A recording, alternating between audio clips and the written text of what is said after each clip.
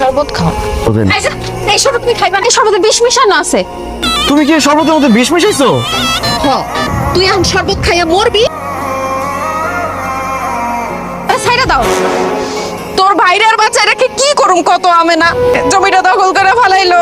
এই জমি কি কোনোদিন আর ফেরত পাবো? কাইন্দনা শ্যামলী স্যার স্বাস্থ্য ভাইয়ের কাছ থেকে ওই বাগান আমি তোমার ফেরত এনে দিব। আমি চেয়ারম্যানের কাছে বিচার দিব। ওই চেয়ারম্যান আমার আব্বার খুব কাছের লোক আছিল। চিন্তা করিস না, আমি আছি তো নাকি।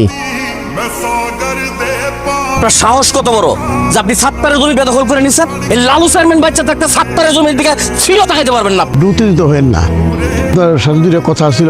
আচ্ছা তারাই পারে না।